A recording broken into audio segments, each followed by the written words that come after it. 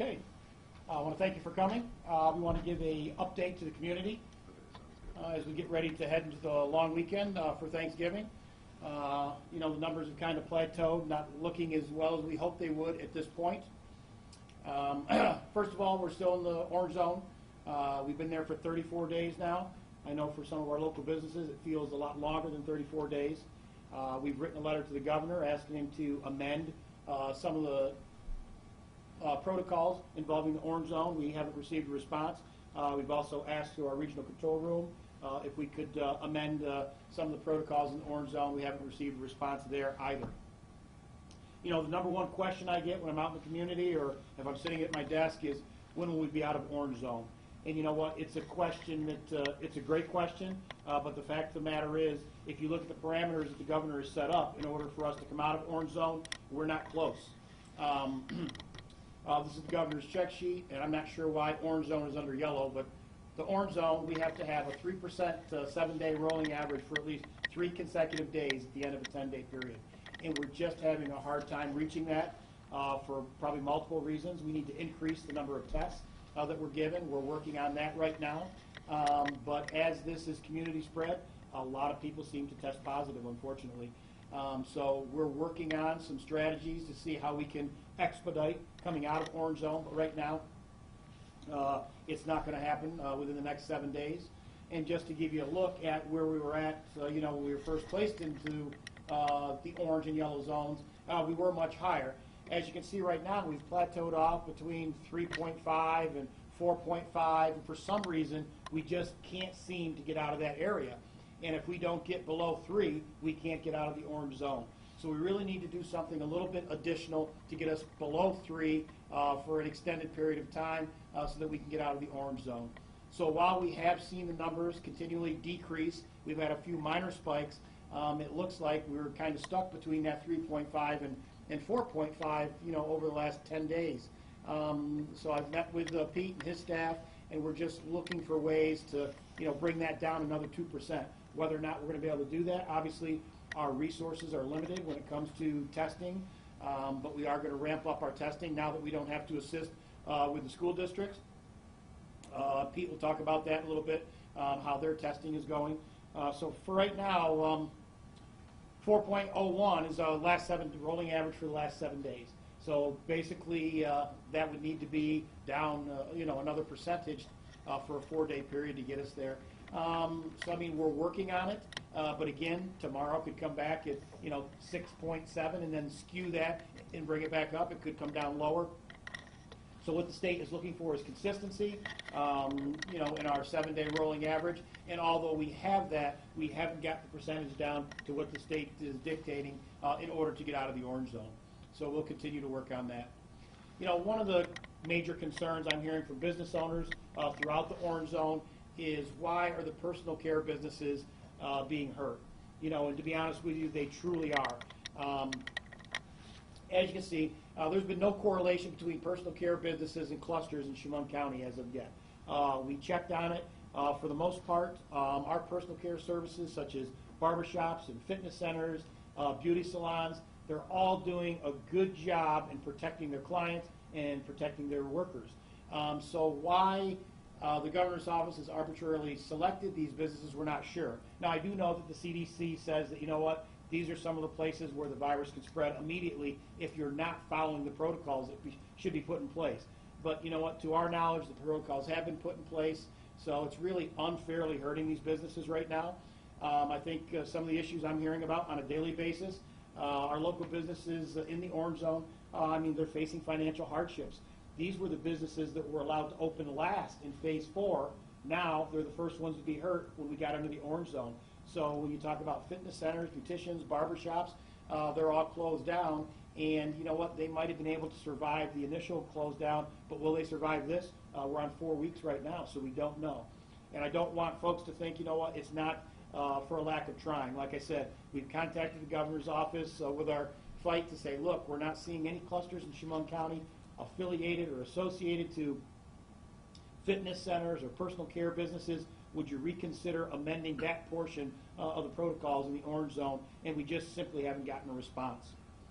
The loss of customers and clients is the thing I hear about on a daily basis. So, for instance, if you're a fitness center located in an orange zone, the clients of that fitness center are simply traveling to a yellow zone or a green zone and entering into memberships, sometimes are for a year, and they won't go back to their original fitness center. So it's a loss of clients. Someone may find a new beautician, a new barber. So, I mean, you can get in your car, and drive in any given direction and be out of the orange zone and get that service, but the business located in the orange zone are the ones that continue to suffer. And what I say, so as we take a look at the orange zone, you can drive 10 minutes in any direction and be out of the orange zone. So a service that you can't get in this orange zone, you can get the service in the yellow zone or the white zone simply by hopping in your car. So I guess the question is, once we have community spread, which we know we have, what good is the orange zone really doing if somebody who's positive travels into the yellow zone or the green zone and spreads the virus? I mean, I understand the mindset behind the microclustering and trying to contain it, but at this point we're seeing the spikes throughout the state, throughout the country, and I think it's time to change our strategy. We really should be looking at protecting the most vulnerable of the population, which we know is the elderly, which we know are people who have medical conditions with compromised immune systems. But again, if you're in this orange zone or you have a business in this orange zone, the problem is people are traveling to the yellow zone. People are traveling to Bend County to get their hair done. So, I mean, it's really hurting these businesses here, and we really need the attention of the governor's office to make some modifications to the orange zone regulations. We're going to start an increased testing in high positive areas. So beginning next week, we're going to be offering 2 to 3 days of free testing throughout the month of December in order to increase the number of tests we can get in there. So hopefully the more negative tests we get, we can drive that percentage down on our 7-day rolling average. But what everybody needs to remember, if a high percentage of those new tests are positive, that's going to go in a different direction. But the health department has been able to free up some staff and resources since we've been able to get the schools off and running on their own testing. And I'll let the health director talk about that in a few minutes. The testing locations will rotate weekly, so we're working on those locations right now. So we will have the testing done for 2 or 3 days at one location. The next week it'll change locations, and the following week again on a 3-week cycle. So we know, for instance, the town of Big Flats, we're going to be there in week 3, doing our testing for 3 days there with the assistance of the town and the town supervisor. And we're working on the other 2 locations as we speak. We need to increase the number of tests conducted on a daily basis to decrease the 7-day rolling average below that 3% for a consistent period of time so that we can get out of the orange zone. So again, and what we want everybody to remember is I didn't put us in an orange zone, the health director didn't put us in an orange zone, Governor Cuomo put us in an orange zone. It's a state option. I can't take us out of the orange zone. I can't tell you how many people ask me, when are you going to remove us from the orange zone? I didn't put us in the orange zone. I can't take us out of the orange zone.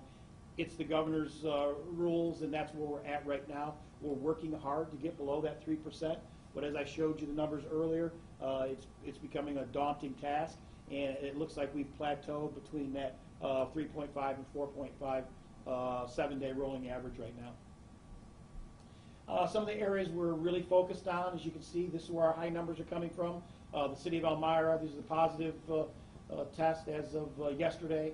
So where we're going to focus the testing on will be in these areas that have the major numbers. So the testing sites you're going to see in that 3-week cycle really are going to focus on where our positives are. And you can see that's, and it's not to say that other municipalities don't have positives, but these are the high numbers that we're looking at, we're trying to contain. I think one of the things we also need to keep in mind is this is spread. We were one of the first orange clusters in the state. Now look what you have. We have Niagara, Erie, Monroe, Onondaga, all with orange clusters. So what's going to be interesting to see if the rules remain the same as they have been for the last 4 weeks, now that major cities and areas throughout the state have these orange clusters. I've had phone calls from 2 of these counties asking what's it like to be in an orange cluster, how has it affected the business community and so forth. So I mean, they're about to see that, so I imagine over a period of time they're going to have the same issues we have. Business owners within the city of Syracuse, for instance, are going to say, all of my customers have left to the rural or to the outlying areas that are yellow or green. So hopefully that will get the governor's attention. But I mean, as we all know, the numbers aren't going in a good direction for the state or for the country. and the Thanksgiving holiday probably isn't going to help. I know in Canada they saw the same thing. They had an increase in cases after their Thanksgiving celebration about a month ago. Within the next 2 weeks, they started to see an increase. So we want to hope that we don't see that. But one thing we are seeing now is that Chemung County isn't the only upstate area that's in an orange cluster, and there's talks of possibly part of Erie County going to a red cluster. So we don't want to see that happen. That stops everything. So I mean, we hope the numbers decrease, and that's why we continue to press the mask wearing, the 6-foot social distancing. Those things work. There are some of the things that we know that work, so that's why we can continue to push them to the public. The vaccine, I'll let Pete talk about that a little bit, when we anticipate what's going on with it and how it'll affect the health department and what they'll do to roll it out. But regionally and statewide, we have to remember, active cases are increasing, hospitalizations are increasing, deaths are increasing. So COVID is back. It's back in some places worse than it was originally. So please, take the warning seriously. Keep the celebrations down to a manageable size. Make sure you're wearing your mask and so forth. I'll let the Public Health Director talk a little bit about some of the numbers and some of the things we've discussed. Thanks, Chris. First and foremost, I wanted to thank the county executive and his staff for the support they provided to the health department. I also wanted to thank the team at the health department. They've been working 6-7 days a week, 10, 12 hours a day since February. They still continue to give 110%. Yesterday at the clinic, I was amazed at how fluid everything went.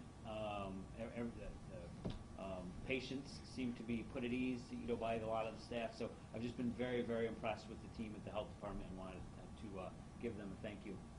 So this is the updated data from today. We reported 42 new confirmed cases. If we look at the tests completed, 89,000.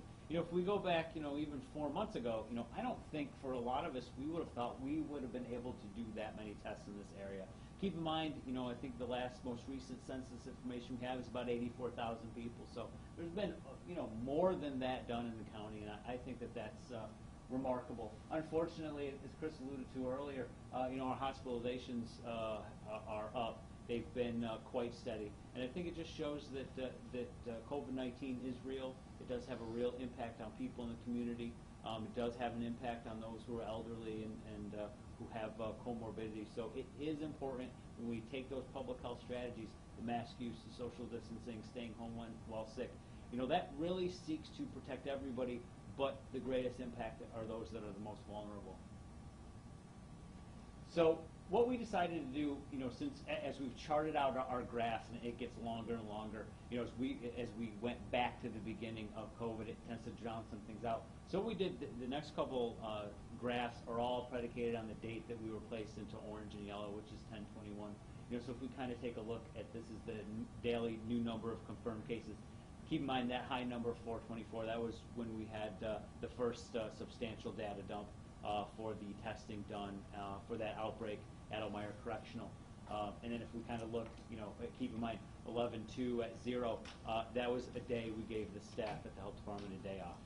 So not technically a 0. And as we look, as Chris alluded to earlier again, kind of plateaued a little bit. If we take an average of all of these, it's about 54.5. But bear in mind, when you have huge spikes on the upper side and a 0, average isn't usually the best statistical data point. So we look at median, that's about 38.5. It's a more realistic representation of the number of new confirmed cases per day over this time frame, and this is up until yesterday. So what we wanted to point out is, again, same time frame, 10/21 till yesterday, total hospitalized and total, that's the yellow at the top, total deaths is the blue on the bottom. We decided to keep it at total instead of new daily cases because as people drop off, the graph kind of gets a little confusing because it drops below the 0 axis. So if we kind of look at that, our total hospitalized, again, really kind of spiked up and then has really stayed steady. It's a concern for the hospital, especially as those in the hospital who need the treatment, who come from either an adult care facility or a nursing facility, have to have a negative test to get back into that facility. So, the immediate needs for them may have gone by and the care that they need is rendered, but until they get that negative test, they can't leave. So they're still there. Obviously, there's a concern there. It takes up a much-needed bed for maybe someone else who comes in sick. So that's pretty important. If we also look at the deaths, unfortunately, we've reported quite an increase in deaths over this time period, which is unfortunate. But again, combating COVID-19, it's up to all of us, right? We can all do our part. We'll talk a little bit more about strategies, right? Good, better, best, right? Not everything is the best, but a lot of things that can be done. When we talk about COVID-19 and public health, we talk about prevention strategies, kind of like wearing a seatbelt, things of that nature. So we wanted to talk a little bit about the new number of tests over that same time period since we were placed in orange and yellow. And again, a lot of tests being done. These tests are, keep in mind, they're tests done for people who reside in Chemung County.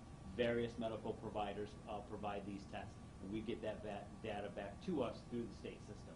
So again, if we're looking at one silver lining, we're doing a lot of testing here, a lot more testing than we ever thought was possible based on capacity of lab, testing supplies, and staff. So we're hoping that as we are able to offer these more regular testing events to the community, a couple things. One, we're going to see higher testing numbers. Hopefully, this identifies those cases that we can then isolate and quarantine, get them out of the general population. We are seeing, the CDC number was 40% asymptomatic, so 40% of people with no symptoms. On the one hand, if you have no symptoms, you don't have to go to the doctor. However, on the other hand, if you aren't sick and you aren't following the public health prevention strategies, a lot easier to spread that to others. So in terms, this all comes from the CDC. They kind of laid things out in a low, medium, and high. Chemung County Health Department is saying, we would prefer that you share the Thanksgiving holiday with those you live with only. However, we do understand. We understand, I think, better than anybody else, the toll this has taken on people. There's a physical toll, a social toll, spiritual toll, financial toll. We understand that. So if you are going to get together, we want you to try and do it as safely as possible. Small dinner with only people who live in your household. Traditional family masterpiece for family and friends, especially those at high risk of severe illness. Virtual dinner. We've got Zoom, FaceTime, WebEx, all those other things that can be used to share the holiday with those you don't live with. Online shopping. Black Friday is coming up. Almost a holiday in and of itself. I think it's important if people are going to partake in it that you do so safely. Obviously, we would advocate on the best side, good, better, best. The best side would be online shopping. We understand that it's a big part of people's Thanksgiving. So if they go out, do so safely. Maintain that separation distance. Wear your mask. Wash your hands. 20 seconds. Interlace the fingers. Soap. Proper drying. It's very important to kind of keep all those things in mind. Additionally, if you're sick, stay home. Our case investigations are showing a lot of, I have allergies. Okay. So because a lot of the COVID symptoms could be attributed to allergies, we're saying if you're sick and you think it's allergies, stay home. Again, if those symptoms persist, go get a COVID test. A lot of these, the case investigations play out that exact direction where they say, I have allergies. A lot of us have allergies. My father's allergic to everything. But when we have a situation now, we're seeing a lot, I thought it was allergies. The self-diagnosis is a problem. So again, moderate risk activities, small outdoor dinner. Again, there are things that can be done to reduce risk, indoor versus outdoor, increasing ventilation, things of that nature. Just because we're outside doesn't mean we forget the public health strategies. Just because we're outside, still want you to maintain social distance, still want you to wear a mask when you're not, if you have a cookout or something and you're outside, still be separated. Wear your mask when you're not eating or drinking.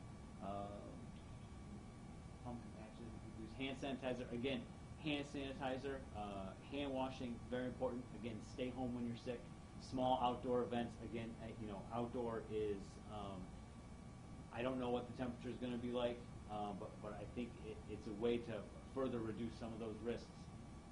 High risk. We're suggesting that you avoid these. Go into crowded stores just before, on, after our Thanksgiving. Again, we would suggest you stay home, sit this one out, do shopping online. Spectator at a crowd race. I don't think we're having any of those. A lot of parades are canceled. Large indoor gatherings. That's what we're the most worried about this Thanksgiving. we understand people want to be with the families, but we're looking at the potential at the other end of Thanksgiving of a market increase in COVID cases, which, we don't want to see. So, I think it's important to bear in mind that the restrictions that were put in place for these gatherings, 10 or less in an orange zone, and again, that includes indoor and outdoor, and 25 in a yellow zone, and again, indoor and outdoor. Again, we're just asking, we can all do our part, try to reduce this risk as much as possible. Prevent using alcohol or drugs that can alter judgment. Again, additional things that can be done that weren't discussed here. Limiting the attendees, avoid direct contact, avoid hugs and things of that nature. Again, can't talk enough about how you can reduce your risk by holding some of these small get-togethers outside instead of inside. Limit contact with commonly touched surfaces or shared items. If there is going to be some food, really limit or eliminate that contact with shared items. Encourage guests to bring their own food and drink for themselves and members of their own household. Avoid potluck-style gatherings. Wear a mask while preparing food or serving food to others. Limit crowding. If you do have some people over, change the linen, tablecloth, seat colors. Clean them up immediately after you have the event. I thought maybe you could talk a little bit about the BINACs, since the state is sending these tests now, and how they work and how the school district's able to utilize them and so forth. Sure. So just a quick, we've talked a lot about testing platforms and what tests are available. We talked about the viral transport media and the nasopharyngeal swab. That's what we were doing in the beginning. Benefits to that, very high throughput. You can do a lot at once. Detriment to that, at least in the beginning and middle of COVID, was the supplies. Second was lab capacity. Right, we could swab 600 people in an afternoon, but if I don't have a lab that can take them, it's all for naught. We moved to the ID Now, the rapid testing. Again, that's a PCR test, just like the viral transport media. It takes about 15 minutes. As these resources start to dwindle, we were given or provided information on these Abbott BINACs cards. Again, now they're not as, they're not gold standard like a PCR, but they still do give us, a good test. It's, if you look at the front of it, when you do it, there's a little picture of 2 lines similar to a pregnancy test.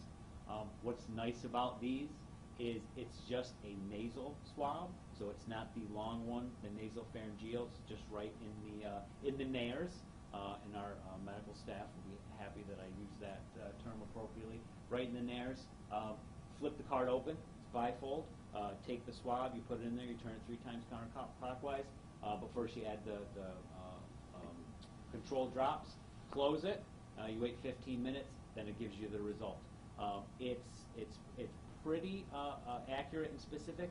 It's not as good as the ID Now or the PCR. However, if we get a situation, one of the things we're on the lookout for is if we do this test with somebody and they have symptoms and it comes back negative, we have to do a PCR test. So what we've done is we set up separate stations at our clinic with our ID Nows.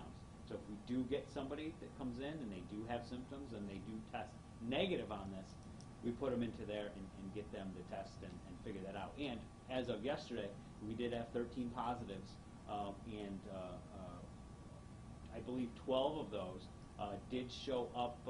They were symptomatic and clicked negative on here, but ended up being positive on the ID Now. So it's important for us to have that backup technology available so we can identify those people and get them isolated and quarantined. In terms of the schools, we were one of the first counties to go orange and yellow. We were told in order to have the remote, which is what's required in an orange zone, have to have remote schooling. Anybody that is involved in doing that, from the maintenance staff to the teacher to the administration, they have to test 20% of those staff members. We've been working with the schools on that. As time has gone forward, we're working with them on giving them the ability to do the testing. One of the schools got their own certificate and is ordering their own test kits. The other schools were in an agreement that they're going to use the health department's certificate. We're going to, for the supplies that we get from the state, provide them the supplies, work with them on training, and hopefully start to push some of the testing to them. We've trained a lot of the nurses, and some of their nurses have actually helped do the testing at our school clinics that we've had the previous 3 weeks, except this week. So we're really looking to take that next step, in the school testing and really give a lot more to them for them to handle. We're here to assist them, but just based on staff and the things that we need, we got to get back to the community testing. So I think, one of the important aspects of what we need to remember is we don't want to outpace the resources we have available to the community. So as an example, as we continue to get positives and increased hospitalizations, obviously we want to have the resources to take care of the people who fall sick. So it's very important to wear the mask. Holiday work celebrations as well. Remember, office parties really aren't a good idea right now. You need to do them virtually as well. I know everybody likes to bring a dish to pass and have the holiday celebrations, but unfortunately we're just not in that position to do that right now. So I would ask employers to think about that, think of new creative ways to come up with to celebrate the holidays with your employees. But other than that, again, we want to thank the health department, the great job they've done. As far as enforcement goes, I believe the sheriff has made it clear that he's not going to have, he doesn't have the resources or the personnel to go out and check on Thanksgiving dinners that are above 10 people. So please, just use your common sense. We don't want to spread COVID any more than we have to now that we know this community spread. So just use your head. With that, I'd be more than happy to take some questions. Yes, sir. Chris, you mentioned how the numbers aren't going in the direction that you'd like to see. And you mentioned Erie County might possibly have to go into a red zone. Is there any concern that that is something that might be possible here, that if the numbers don't go the right way, that you might be looking at having having a red zone imposed on Chemung County as well? Not that I'm aware of. We meet, the regional control room still meets 2 days a week. Plus I have contact with a representative from the governor's office additionally to that 2 days a week. There's been no indication that we would go red. And I think our numbers have gone in the right direction, but the problem is they've stalled and we can't get it to that next level that would take us out of orange. Chris, yesterday we were notified by attorneys at the Lighthouse Baptist Church that they filed a lawsuit against the county. Can you comment on that? No, I'd have the county attorney comment on that for me. Yes. Chris, Flannery Tower, we just got a notification that we had a death there due to COVID. Is there anything you can confirm on that or comment on at this time? Pete, anything you can comment on that? I believe that that's most likely true, but I haven't looked at that this morning as of yet. Any precautions or anything you guys are taking at this time there, or just in the works at this time?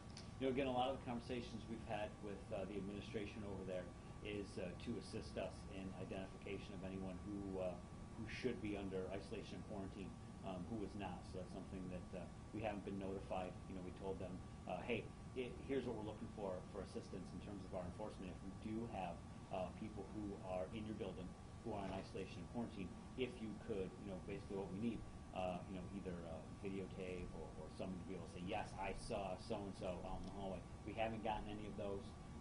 We've talked to them a lot about not using the common rooms or any of that. In addition, what they can do in elevators and things like that to keep those sanitized and to reduce that risk. So we have had a number of conversations with them. It's not out of the realm of possibility as this continues to go on that in addition to the regular testing events that we do, for us to spin up and conduct site-specific testing. We've done it before. I fully expect that we'll do it again. There certainly could be a situation where we may have to go in there and do that as well, in addition to the regular community testing. Anybody else?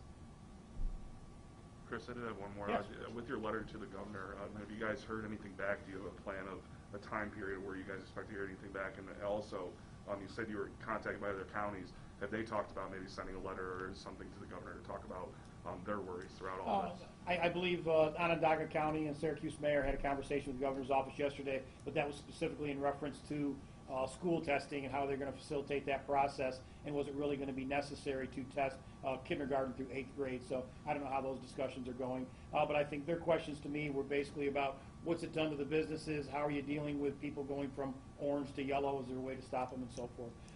No response from the governor. I would have thought that he would at least have had the courtesy to have a staff member send a response that they're looking into our request, but I haven't heard a word. Anything else? All right, I thank you all for coming. Have a great afternoon. Have a great Thanksgiving. I'm going to give you a call this afternoon, give you a quick file.